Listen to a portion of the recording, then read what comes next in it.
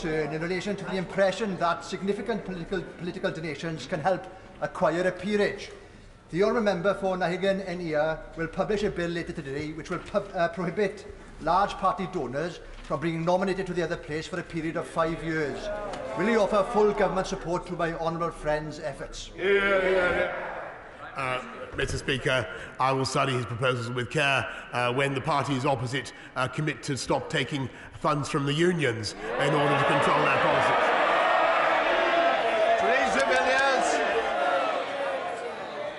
Mr. Speaker, during a recent visit to Barnet Hospital, I was told that A&E there is routinely seeing twice the number of people for which it was designed. Thanks to the hard work of staff and big funding increases, the NHS is seeing more patients and delivering more tests, treatments and operations than at any time in its history. But what is the government doing to urgently assist the NHS to tackle spiralling demand for healthcare and a tough winter ahead? I thank my right honourable friend because over the for what she does to represent her hospital, and I thank them, the NHS staff, for their amazing work that they're doing.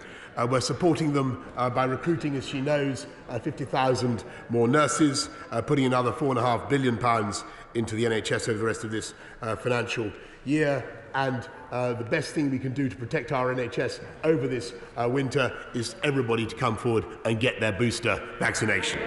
We now come to the Leader of the Opposition, Keir Starmer. Thank you, Mr. Speaker. Trust matters, and after the last fortnight, the Prime Minister's got a lot of work to do. A central plank in this government's promise to the north of England is a Crossrail of the North, with at least an entirely new high-speed rail line between Manchester and Leeds. A Crossrail for the north, an entirely new line. That is the promise. It's already been made. So I don't want the Prime Minister fobbing off the House about waiting till tomorrow. He can say today, will he stick by that promise, yes or no? Yeah. Prime Minister. He should wait and see what is going to be announced tomorrow, because we will produce a fantastic integrated rail plan. I'm not going to spoil it for them, Mr. Speaker. Why would I? We're going to produce a fantastic... Order. I expect the front bench to behave better than what it is doing at the moment. If you don't want to listen to the answer, let me know now. I do, and I cannot hear when you all shout together. We want better politics. I expect better politics from both sides. Let's show a little bit more decorum than we're seeing at the moment. Prime Minister. Mr. Speaker, when we produce our integrated rail plan tomorrow, people across the House and across the country will see what we are doing to cut journey times, to make life easier and better for people in the North East, in the North West, in the Midlands, across the whole of the north of the country. Mr. Speaker, with the biggest programme of investment in rail for a century, Mr. Speaker, for a century. And what we are doing, Mr. Speaker, is we are giving people in those communities the same access to commuter-type services that people in the southeast of this country have felt entitled to for more than a century. And that is going to be levelling up across the whole of the UK, Mr. Speaker. Keir Starmer. Well, Mr. Speaker, that was a lot of words. But it wasn't a yes. So that's one important promise to the North that he won't stand by. Let's look at another. In February this year, the Prime Minister told this House, I can certainly confirm that we are going to develop the eastern leg as well as the whole of HS2. The whole of HS2. A new high-speed line running continuously, no gaps, between Birmingham and Leeds. So will the Prime Minister confirm that he stands by that promise? Prime Minister. I'm afraid the right honourable gentleman is in danger of getting hoist on his own petard, Mr. Speaker. He needs to wait and see what we announce tomorrow, because I think he will find that the people of the North East, of the North West, the people of Leeds, the people of Nottingham, the people of Sheffield, and the people of the whole of the North West and the North East of this country will benefit massively from what we are going to announce. Keir Starmer. Again, Mr. Speaker, a lot of words, but not a yes. So that's two important promises to the North that he won't stand by. No wonder trust in the Prime Minister is at an all-time low. Across the country and belatedly across this House, there is now agreement that Owen Paterson broke the rules and that the government should not have tried to let him off the hook. Many members opposite have apologised. The Business Secretary has apologised for his part. The Leader of the House has apologised for his part. But they were following the Prime Minister's lead. So will he do the decent thing and just say sorry for trying to give the green light to corruption? Prime Minister. Mr. Speaker, yes, as I've said before, it certainly was a mistake to conflate the case of an individual member, no matter how sad, with the point of principle at stake, and we do need a cross-party approach on an appeals process. We also need, Mr. Speaker, a cross-party approach on the way forward, and that's why we've tabled the proposals that we have to take forward the report of the Independent Committee for Standards in Public Life of 2018 with those two key principles that everybody in this House should focus primarily and above all on their job here in this House, and secondly, that no one should exploit their position in order to advance the commercial interests of anybody else. That's our position, Mr. Speaker. We want to take forward those reforms. In the meantime, perhaps he could clear up from his proposals, whether he would continue to be able to take money as he did from Mishcon de Rea and other legal firms. Order. Prime Minister. As you know, and I do remind you, it's Prime Minister's questions, not Leader of the Opposition's questions. Keir Starmer. That's not an apology. Everybody else has apologised for him, but he won't apologise for himself. A coward, not a leader.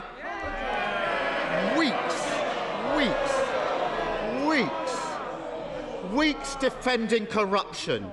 Yesterday, a screeching last-minute U-turn to avoid defeat on Labour's plan to ban MPs from dodgy second contracts. But waving one white flag won't be enough to restore trust. And there are plenty of opposition days to come. And we will not let the Prime Minister water down the proposals or pretend that it's job done. We still haven't shut the door on the revolving door where ministers are regulating a company 1 minute and working for them the next. There are plenty of cases that still stain this House. There are two simple steps to sorting it out: proper independence and powers for the Business Appointments Committee and banning these job swaps. Will the Prime Minister take those steps? Prime Minister. Mr. Speaker, I've called, as you know, and indeed you have called, Mr. Speaker, for a cross-party approach to this. And what I think we need, to do is to work together on the basis of the independent report by the Committee of Standards in Public Life to take things forward and indeed to address the appeals process. But what I think everybody can see, Mr. Speaker, is that in a classic lawyerly way, the right honourable gentleman is now trying to prosecute others for exactly the course of action that he took himself. And what I think the nation wants to know, because his register is incomplete, who paid Mishcon de Rea and who paid the 25,000? Who's paying him for his... Just a minute. Prime Minister, I don't want to fall out about it. I've made it very clear. It is Prime Minister's questions. It's not for the opposition to answer your question. Whether we like it or not, those are the rules of the game that we're all into, and we play by the rules, don't we? And we respect this House, so let's respect the House. Keir Starmer. Mr. Speaker, that newfound commitment to upholding standards didn't last long. Mr. Speaker, here's the difference. When somebody in my party misbehaves, I kick them out.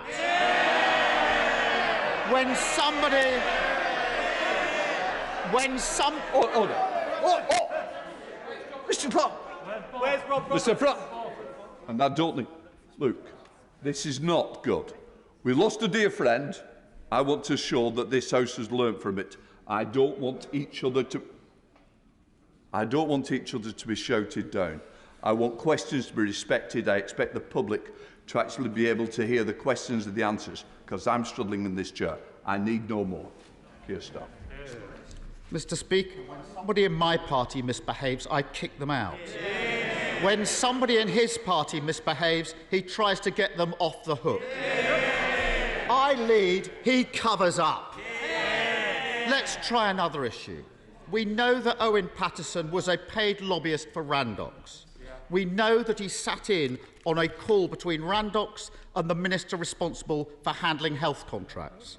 We know that Randox has been awarded government contracts worth almost £600 million without competition or tender. Against that backdrop, the public are concerned that taxpayers' money may have been influenced by paid lobbying. There's only one way to get to the bottom of this: a full, transparent investigation. If he votes for Labour's motion this afternoon, that investigation can start. Will he vote for it, or will he vote for another cover-up? Prime Minister! I'm very happy to publish all the details of the Randox contracts, which have been investigated by the National Audit Office already. We're talking of cover-ups. I'm sorry, Mr. Speaker, but we still have not heard why the Honourable Gentleman will not tell... Order. Minister, Prime Minister, sit down. Prime Minister, I'm not going to be challenged. You may be the Prime Minister of this country, but in this House, I'm in charge, and we're going to carry on. End of that. Keir Starmer. Mr. Speaker, I think the Prime Minister just said he's happy to publish all the Randox papers in relation to these contracts, so we'll take that and we'll pursue it. And I remind the Prime Minister, when I was Director of Public Prosecutions, I prosecuted MPs who broke the rules. He has been investigated by every organisation he's ever been elected to. That's the difference. Billions of pounds of taxpayers' money handed to their mates and donors. Tory MPs getting rich by working as lobbyists, one not even bothering to turn up because he's in the Caribbean advising tax havens. And the Prime Minister somehow expects us to believe that he's the man to clean up Westminster. He led his troops through the sewers to cover up corruption, and he can't even say sorry. The truth is that beneath the bluster, he still thinks it's one rule for him and another for his mates.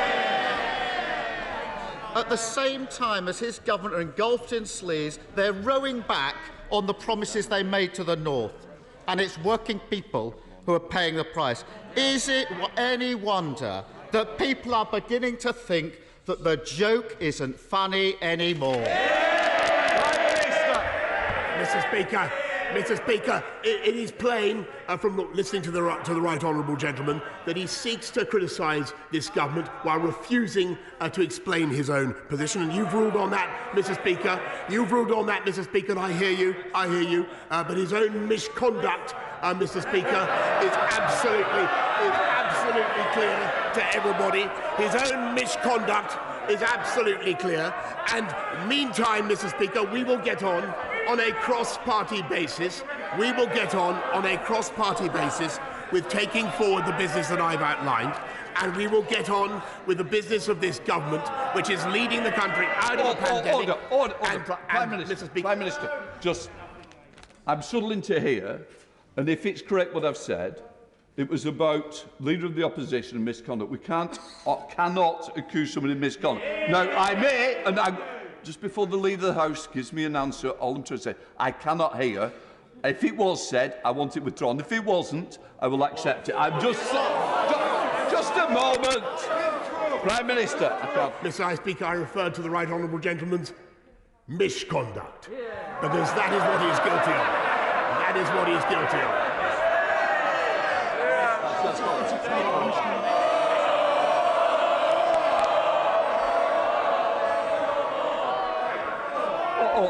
Order. I don't think this has done this House any good today. I'll be quite honest, I think it's been ill-tempered. I think it shows the public that this House has not learned from the other week. I need this House to gain respect, but it starts by individuals showing respect to each other. Right, let's go to Lee, no less. We're going to James Grundy. Thank you, Mr. Speaker. The people of Lee have never accepted our forced merger with the friendly rivals, but rival town of Wigan back in 1973. Could the Prime Minister tell me how we could escape the big government of Big Wigan by getting our own council back? Prime Minister. I thank my honourable friend and I thank him for his campaign against local Labour government over-taxing and delivering inadequate services. The local boundary commission will look at the boundary reviews, but meantime I will support him in any way that I can. We now go to the Leader of the SNP, Ian Blackford. Thank you, Mr Speaker. You know, it used to always be said that the Tory MPs were behind the Prime Minister, but my goodness, look at the gaps on the third, fourth and fifth benches. Mr Speaker, the rebellion has clearly started. Mr Speaker, this Tory sleaze scandal has now been hitting the headline for the past 14 days. And yet, it's pretty obvious that the Prime Minister spent less than 10 minutes coming up with yesterday's half-hearted, half-baked and already half-botched proposals. These so-called reforms don't even scratch the surface. This sleaze scandal runs far, far deeper. Month after month, the public have witnessed scandal after scandal. Peerages handed to millionaire donors. VIP lanes gifted COVID contracts to Tory pals. Dodgy donations for luxury holidays and home renovations. The Prime Minister and his government have been up to their necks in sleaze. Can the Prime Minister tell us exactly which one of these scandals his proposals would have stopped? Minister. Mr Speaker, I thank the humble crofter, as he refers to himself, for his question, and I would just say that what I think we can do is pursue a cross-party approach based on the report of the Independent Committee on Standards in Public Life, which has much of a profit in it. And it says, amongst other things, that it's important that this House should be augmented with outside experience of the world. It's important that members of this House should have experience of the private sector, as he does. And I think on a cross-party basis, we should proceed with the couple of reforms that I've indicated. Ian Black. Thank you, Mr Speaker. Of course, this is about Tory sleaze and Tory corruption. And the Prime Minister has basically admitted that not one of this government's sleaze scandals would have been stopped by his so-called plan. And perhaps we shouldn't be surprised, considering the Prime Minister has been at the rotten core of all these scandals. The trail of sleaze and scandal all leads back to the funding of the Conservative Party. Since 2010, Mr Speaker, the Tory Party has made nine of its former treasurers members of the House of Lords. Every single one of them has something in common. They have handed over £3 million to the Prime Minister's party. That is the very definition of corruption. It is the public's definition of corruption. Will this government finally accept that this is corruption, or is the Prime Minister the only person in the country who has the brass neck to argue that it was all one big coincidence? Prime Minister. Mr Speaker, I have to say that I won't comment on the missing £600,000 from the SNP's party accounts. But I do say, Mr Speaker, in all sincerity and heeding what you've said earlier on, I think these constant attacks on the UK's levels of corruption and sleaze do a massive disservice to billions of people around the world who genuinely suffer from governments that are corrupt, who genuinely have no ability to scrutinise their MPs, Mr Speaker. This is one of the cleanest democracies in the world, and people should be proud of it. Simon Baines. Thank you, Mr Speaker. Would the Prime Minister join me in celebrating the 50th anniversary this year of the formation of the 177-mile path for walkers along Offord Dyke, which runs through Clwyd South, and give his support to the recently launched Offord Dyke Rescue Fund to repair and preserve this monument and nature reserve for future generations? Prime Minister. Mr. Speaker, I've had the good fortune to walk Offa's Dyke very recently, and I'm delighted that English and Welsh organisations are working together to protect that fantastic national monument, and Historic England has committed to give almost £300,000 more to that great cause. Davey. Mr. Speaker, ambulance response times are now the worst ever. People are waiting for ambulances longer than ever. And with A&Es in crisis, patients are stuck in ambulances outside hospital longer than ever. Waiting times aren't statistics, they are people. People often in great pain and in danger. So why is this government closing ambulance stations in parts of our country? Why is the West Midlands Ambulance Service closing up to 10 community ambulance stations in Rugby, Oswestry and Craven Arms? With this health crisis for our ambulance services and in our A&Es, injured, sick and elderly people are being hit. When will the Prime Minister deal with this health crisis? Prime Minister. Mr. Speaker, I appreciate that ambulance crews and ambulance services are doing an amazing job, particularly at this time of year, and I thank them for what they're doing. We are supporting them with more cash. Another £450 million was awarded to 120 trusts to upgrade their facilities. And as he knows, we're putting another £36 billion into dealing with the backlogs, which is fundamentally affecting the NHS so badly at the moment, through the levy that we've instituted, which I don't think he supported. Andrew Jones. Thank you, Mr. Speaker. Domestic heating accounts for 30% of UK carbon emissions, and I support the government's incentive scheme to replace the old gas boilers with environmentally friendly alternatives. But now we're building more homes than we have for many, many years. Can we build upon the success of COP26 and ask really what is the progress that is being made on the standards for new build homes to make sure that our new homes are fit for the future? Prime Minister. I thank my honourable friend. He's totally right to focus on the issue of future-proofing homes and making them low carbon. And by 2025, our future homes standard will ensure that new homes produce at least 75% fewer CO2 emissions. Fairness. Thank you, Mr. Speaker. Last week I visited a GP practice in my constituency of Sheffield, Brightside and Hillsborough and was horrified to hear about the amounts of abuse staff are currently experiencing. Their workloads are under extreme pressure, and this is not helped by the Prime Minister making demands about appointments, whilst he has still failed on his manifesto pledge to recruit 6,000 more GPs. So, will the Prime Minister apologise for this broken promise to GPs and their staff who are on the front line working under ever-increasing pressure and depleted staffing resources? Prime Minister. Well, first of all, I want to thank GPs for everything that they're doing, particularly during the booster rollout. But what we're also doing is not just recruiting as many GPs as we can, but we have 10,000 more nurses this year than last year, 25,000 more healthcare professionals altogether. There are more people, Mr. Speaker, now working in the NHS than at any time in its history. And because of our investment, the extra 36 billion that we're putting in, there will be even more. And I'm afraid that the lady opposite voted against that investment. David Druid. Thank you very much, Mr. Speaker. Following on from COP26, can my right honourable friend confirm that maximising carbon capture and storage capacity across the whole United Kingdom is a priority for this government?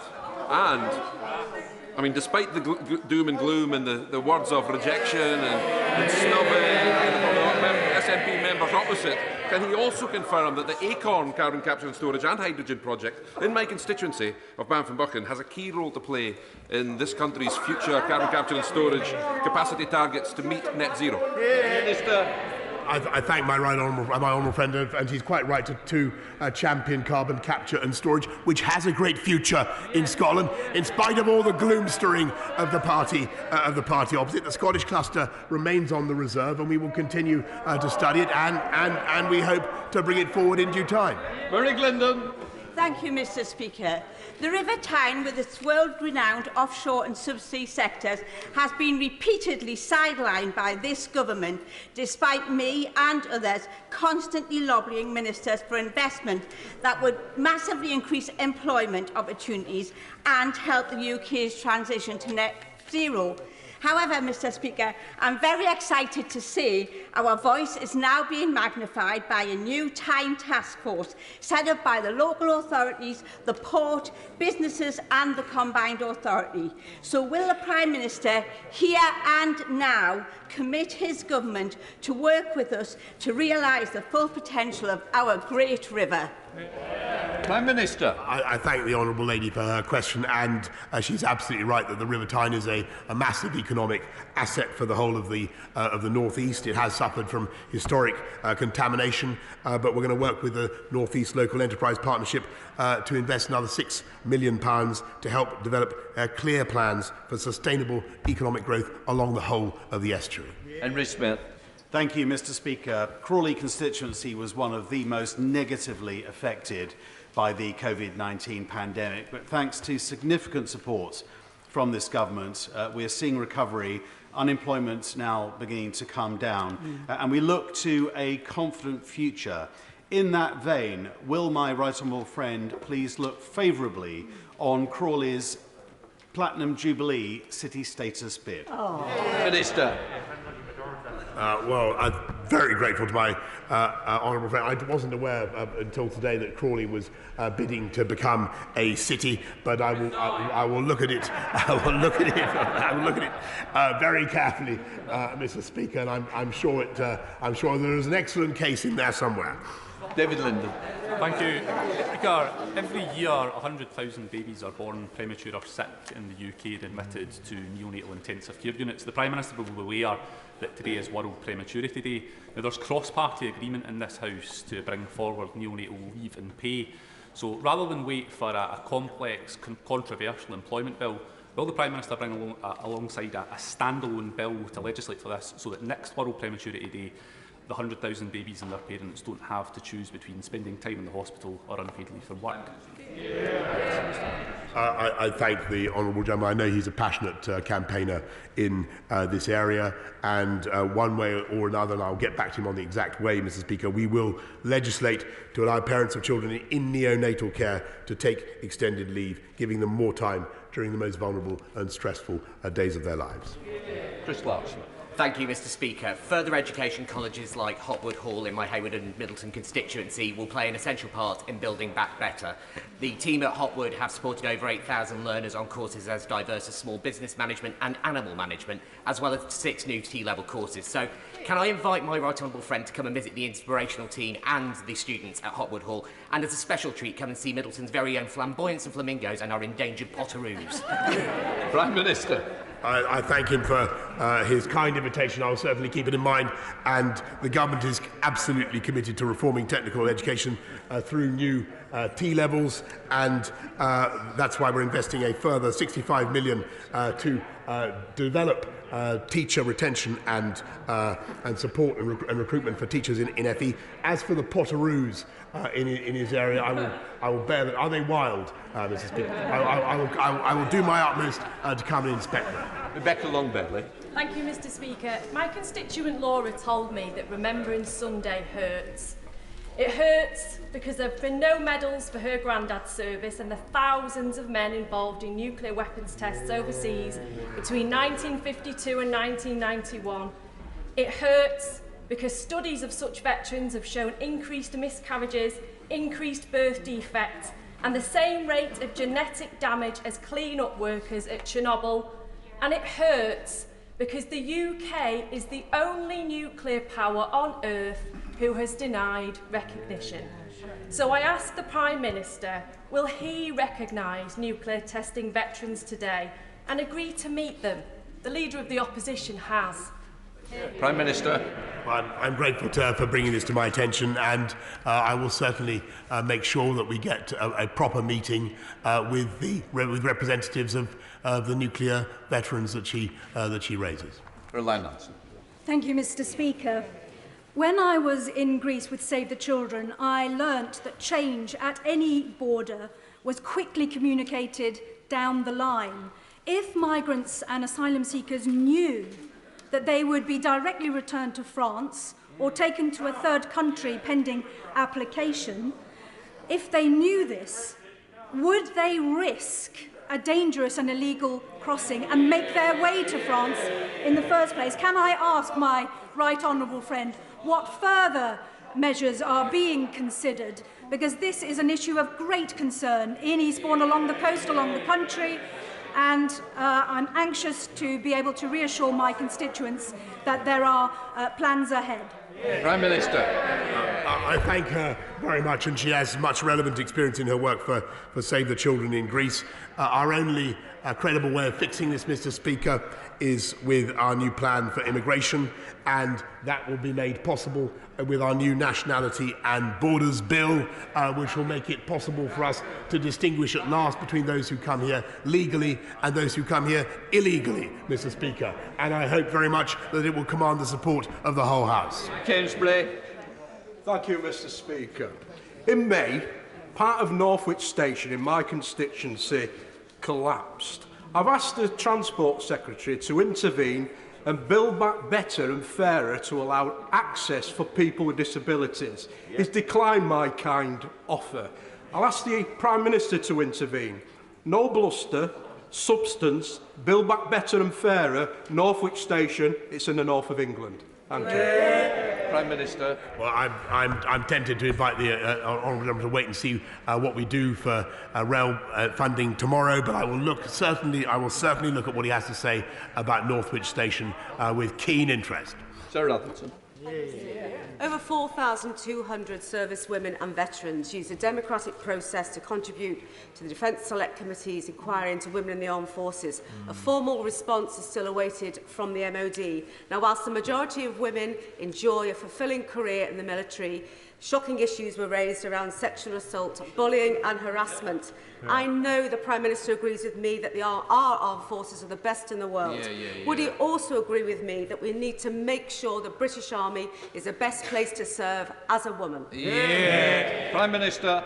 I thank my honourable friend, and she's campaigning on a very, very important issue. I think too often we find that our armed forces fail to provide the wonderful women in our armed forces with the support that they deserve, and that's why I'm pleased that my honourable friend, the Defence Secretary, has secured a parliamentary inquiry into this for the first time, and it's vital that we support and encourage women in our armed forces who make a massive difference to those services. Paisley. Thank you, Mr. Speaker. It has cost businesses in Northern Ireland the £850 million to date to operate the failed and suffocating protocol. Lord Frost is today in Belfast. When will the Prime Minister fix this by legitimately activating Article 16? Prime Minister. I thank the honourable gentleman, and I think the word I would fasten on in his question is legitimately. And there is no question that the use of Article 16, which after all has been done by the EU Commission to stop vaccines being exported to this country, is something that is perfectly legal and within the bounds of the protocol. Jane Hunt. Thank you very much, Mr. Speaker. I recently visited Humphrey Perkins School in beautiful Barrow-upon-Soar. The students asked me there, what is the government doing to engage children and students from all backgrounds to encourage them to aspire to become an MP and even the Prime Minister? Prime Minister. Speaker, I think what I would say to my honourable friend and her students is that nothing that is said or that takes place in this House, none of the argy-bargy, the repartee, the occasional abuse to which we subject each other, Mr. Speaker, should in any way deter anybody from seeking a career in politics, because it is a wonderful privilege, and we are all, Mr. Speaker, very lucky to be here. Sting Jardine. Thank you very much, Mr. Speaker. In my constituency of Edinburgh West, we are now finding numerous people coming to us with delays from DWP in pensions and benefits, to add to the delays others are facing over passports and DVLA. Can the Prime Minister tell us, please, amongst the many jobs being done at the moment, who is making sure that the departments of government are running smoothly and quickly? Prime Minister.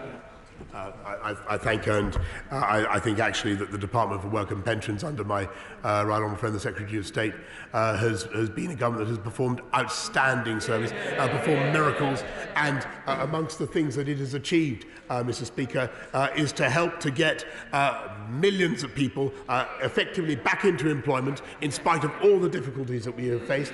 We now have unemployment running at virtually record lows in spite of all the difficulties we faced in this pandemic as we come out of furlough, and that is largely thanks to the work of the DWP. Of course, there is more that can be done, and that people can always up their game, Mr. Speaker, but I think that the DWP, the officials working in the DWP across the country, huge numbers of men and women, have done an outstanding job.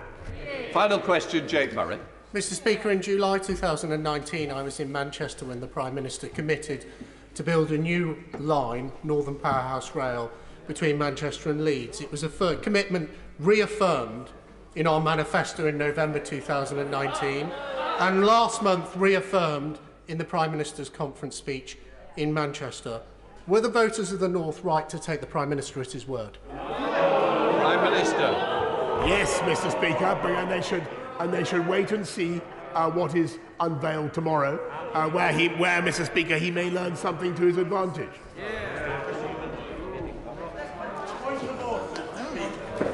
A point of order, Michael Fabricant. Thank you very much, Mr. Speaker. I've just received on the wires that the Leader of the Opposition, and I didn't hear this at the time because of so much noise, called the Prime Minister a coward.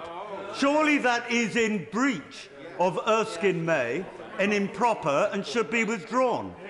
Can I say there was a lot of language that I couldn't hear today, and I certainly don't want words. Coward is not what is used in this House, and I'm sure that Leader of Opposition would withdraw it.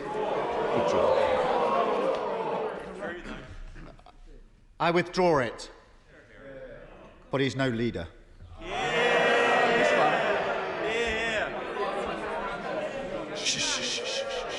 Tim Farron, point of... Pushing it today, come on.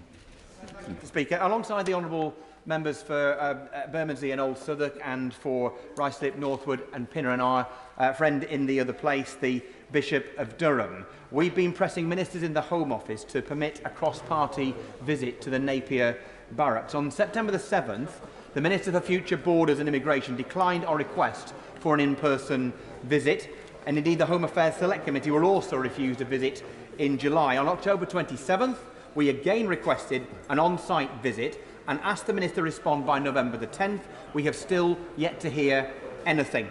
Despite the Independent Chief Inspector of Borders and Immigration and Her Majesty's Inspectorate of Prisons finding earlier this year serious concerns and failings in the provision of accommodation at Napier Barracks, the Government has extended the use of Napier Barracks to 2025 and stated the site will be used to pilot design of future accommodation for asylum seekers. So you can see, Mr. Speaker, that a visit is now more than pressing. Could you advise me, Mr. Speaker, whether it is in order for the Government to refuse access to this important site to Members of Parliament? Can I first of all say I'm grateful to the honourable member for giving notice of points of order. It is for the Government to decide whether to invite members to visit the barracks. That said, the use of the barracks has been a matter of public concern and debate, and of course I would always encourage the Government to agree to such requests from honourable and right honourable members, not least to ensure that they are able to hold the Government to account in a well-informed manner. I accept that there are occasions where it is legitimate for the Government to refuse a request for a visit, for example, on security grounds, and I should stress that I do not know any reason for refusal in this case. However, the Government benches will have heard my view that, in principle, I would hope that such requests for visit